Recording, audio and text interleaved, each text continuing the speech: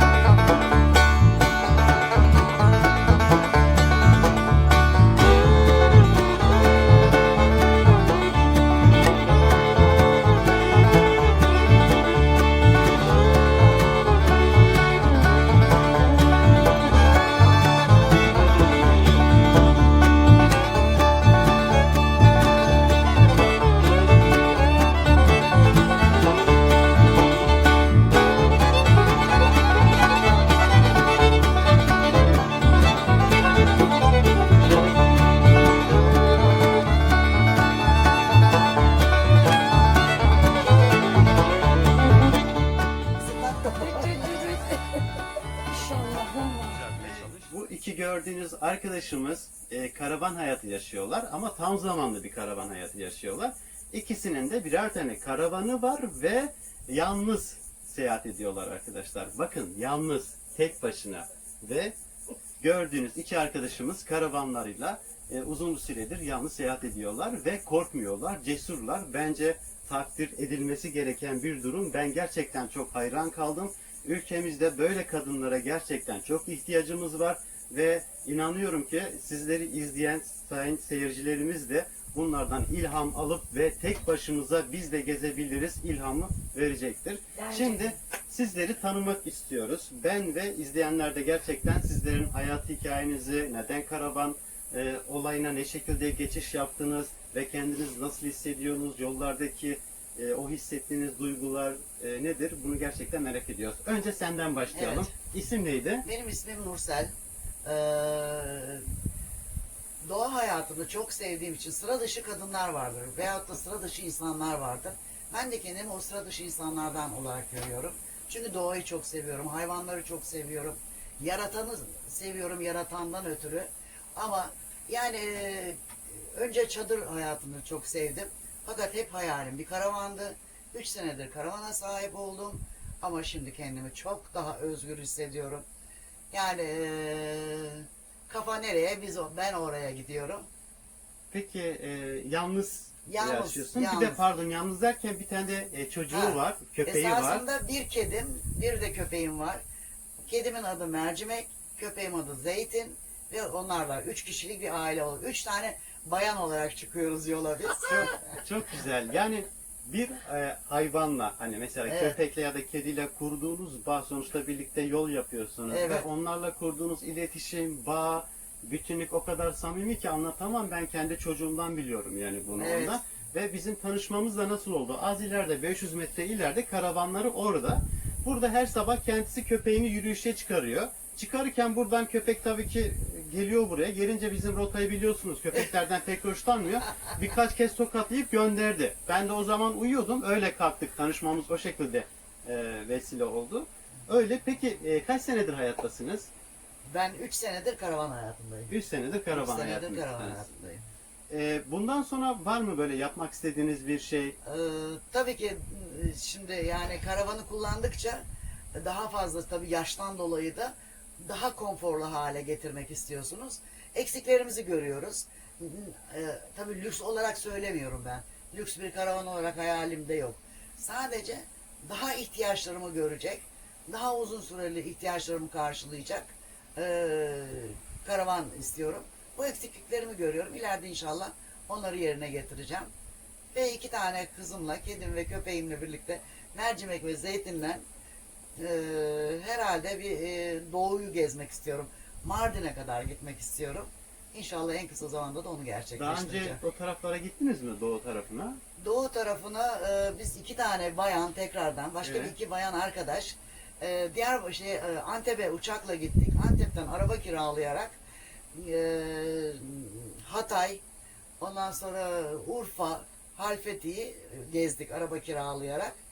Ondan sonra da Antep'e döndük. Ama çok aklım oralarda kaldı. Evet. Keşke biraz karavan olduktan sonra tekrar karavanla çıkacağım. Bu sene çıkmayı düşünüyordum ama bu sene pandemiden dolayı çıkamadım. Sağlığın yerinde olduğu sürece Sağlığım her yerinde yere oldu. gidersin. Vallahi yaşımı herkes merak ediyor ama ben 63 yaşındayım. Maşallah 63 ya. Ben yaşını sorunca 3 senedir karavan hayatında dedim paylaşmak istedim, onun için Evet. şey yapmadım.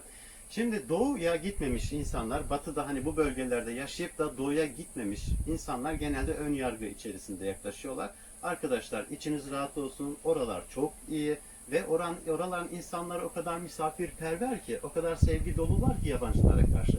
Gittiğiniz zaman hem yüreklerini hem de kapılarını sonuna kadar size açıyorlar. Onun için hiç korkmanıza gerek yok. Önce bence kendi bu zengin ülkeniz, tüm 4 mevsim yaşayabileceğiniz çok güzel bir ülkede yaşıyoruz coğrafya olarak. Ve ülkemizin her yerini karış karış gezip görmemiz lazım. Ya ülkemizi daha gezmeden Evet. direkt dünyayı Ha. gezen arkadaşlarımız var. Önce bence bulunduğun yeri bir tanı, Evet. ondan sonra çık. Benim rahmetli babam derdi ki kendi başkentini görmeden Paris'i anlatıyorlar derdi. Çok haklı. Evet, doğru. Benim babam da Edirne Sanat Okulu mezunu. Onlar çok çok farklı insanlardı. Yani biz mesela 3 kardeştik. Ondan sonra harçlık isterdik, bir şey isterdik. Babam derdi ki rahmetli ay sonu yaklaşıyor kızım alamam derdi. Bize derdi ki para dolu. Kasa para dolu. Niye bize vermiyorsun? O derdi devletin parası dişleri var. Biz o zamanlar saf çocuklardık. Hakikaten devletin parasının dişi olduğunu gördük. Sanardık. Ama şimdi gördük ki hiçbir şey yokmuş. Sadece babam bizi kandırmış. Şimdi Doğu dediği zaman aklıma geldi. Biz 2 bayan arkadaş araba kiralayıp Harbiye'ye, Hatay Harbiye'ye gittiğimiz zaman çok güzel şeylerle karşılaştık. Orada bir apart otel gibi şeyler genelde orada var. Ve biz zaten lüks yerleri sevmediğim için ben apart otelde kaldık. Apartın sahibi bize dedi ki siz burada daha önce geldiniz mi? Hayır gelmedik dedim. Burada dedi çok meşhur bir kahvaltı yeri vardır. Sizi ben götüreyim dedi. Arabanızı siz burada bırakın. Bulamazsınız ben sizi götüreyim dedi. Ve ertesi sabah bizi oraya götürdü. Ben hayatımda böyle bir kahvaltı görmedim.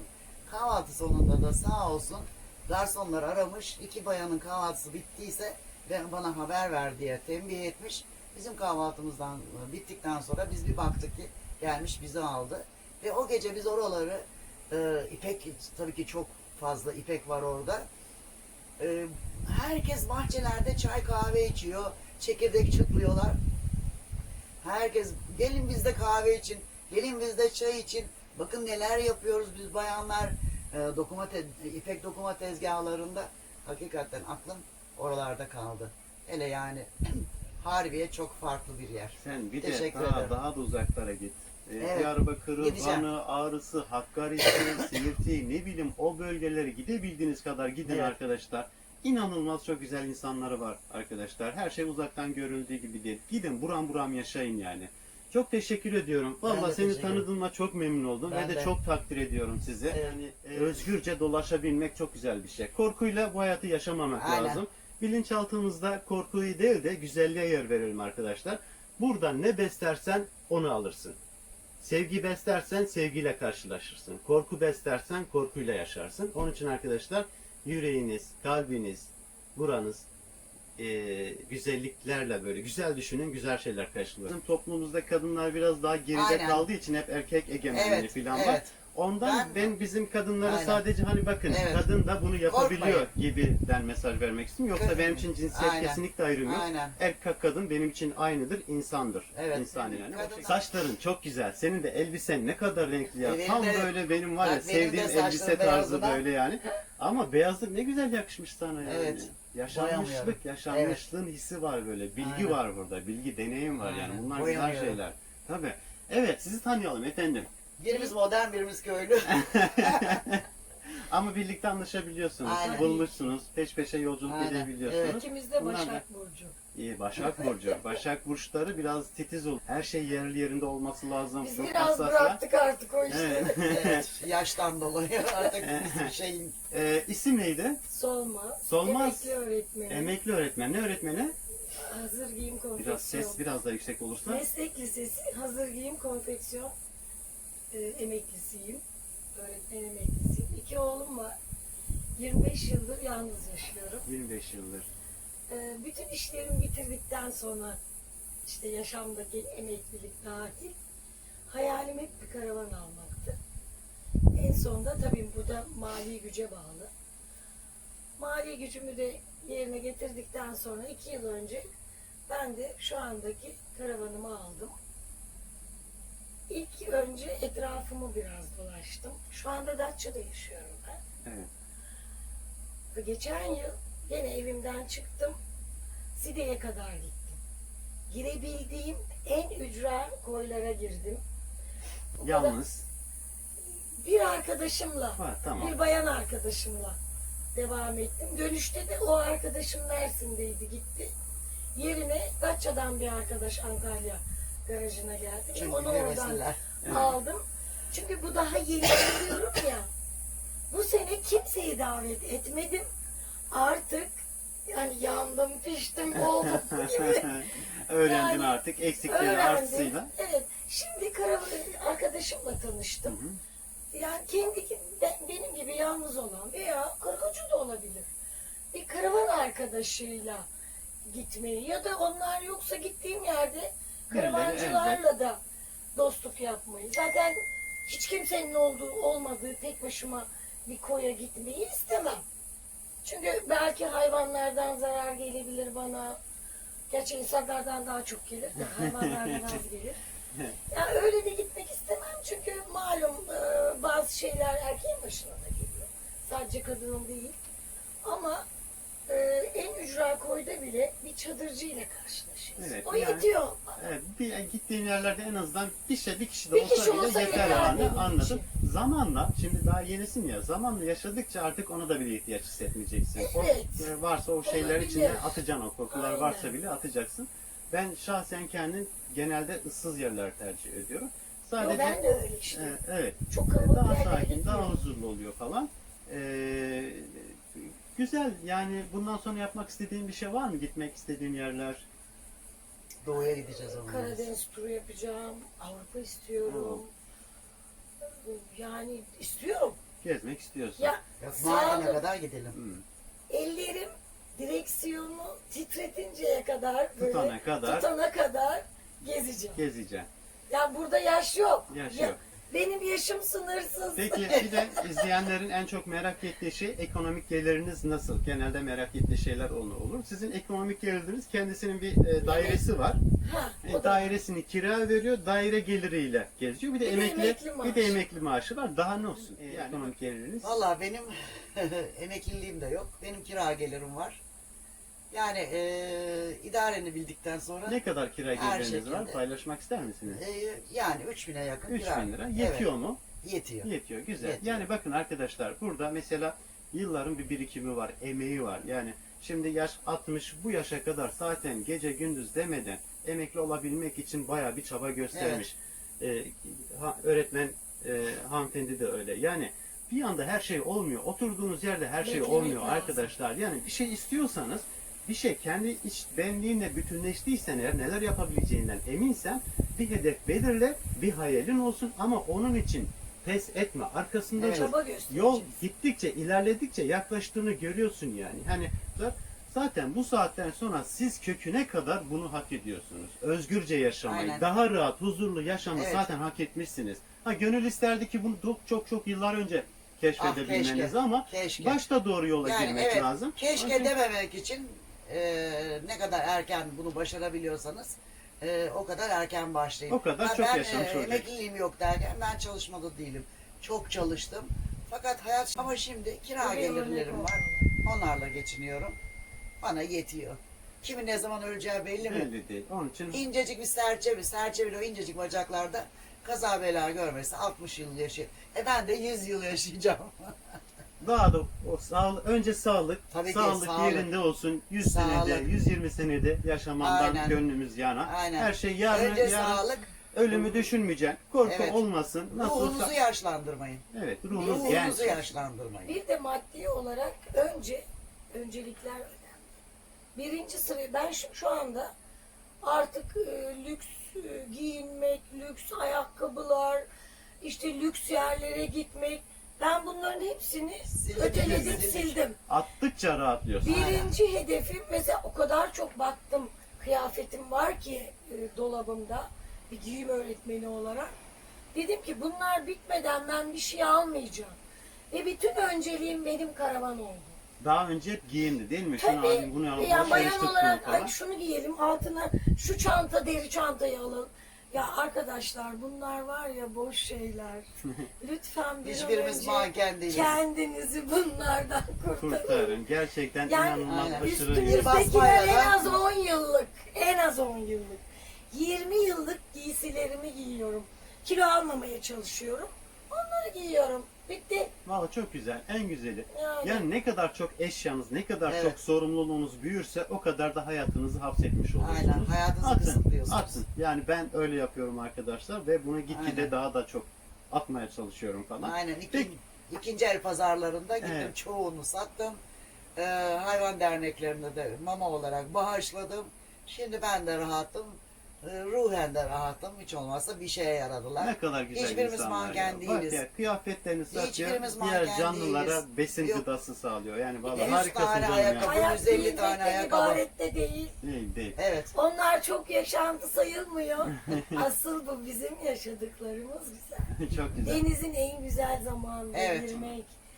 Beraber güncel konular, her türlü sohbet etmek, bulunduğun yerdeki insanlarla. Bak mesela sizlerle karşılaştık. Evet. Ne güzel Evet, bak ne güzel üçümüz. bir iz bıraktık birbirimize Aynen. değil mi? Gönül Aynen. bağı kurduk Aynen. yani. Aynen. Yarın öbür gün başka bir de karşılaştığımız zaman daha da ayrı bir Oo, biz keyif diyeceğiz, olacak. Baran'ı Ha, tanıyoruz. Evet artık tanıyoruz yani birbirimizi. Gerçekten çok memnun oldum.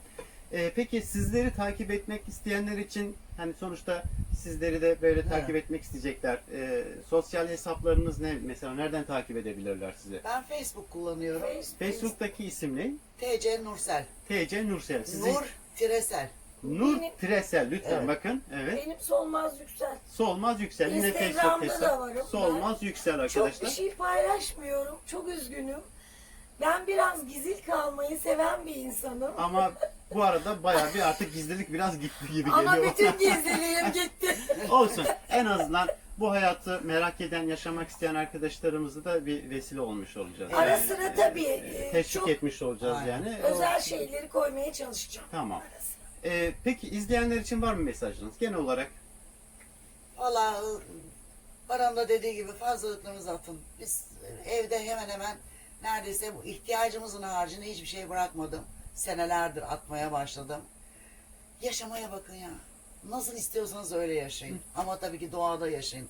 Bizim gibi denizin en güzelini, yeşilin en güzelini, sonbaharda renk cümbüşünü görün. Sağlığınıza, ederim. yüreğinize, Aynen. bedeninize ne iyi geliyorsa Aynen. Onu arkadaşlar yapın, orada onu kalın. Minimal yaşayın. Ben kışın da yaşamak istiyorum karavanımda.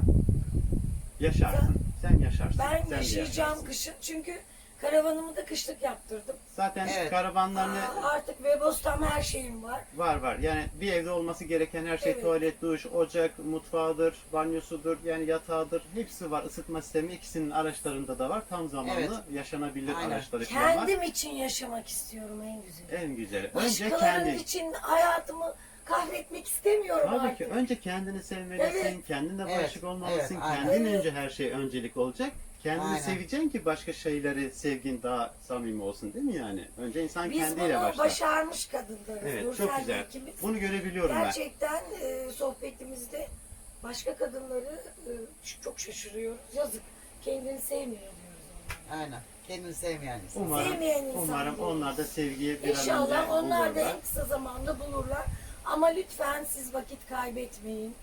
Erken Evet, içinizde bulun. birazcık böyle bir merak varsa, Hemen böyle bir harekete geçirin. şey varsa, sevgi, ilginiz varsa böyle şeylere, bizim kadar geç kalmayın. Daha erken yapın.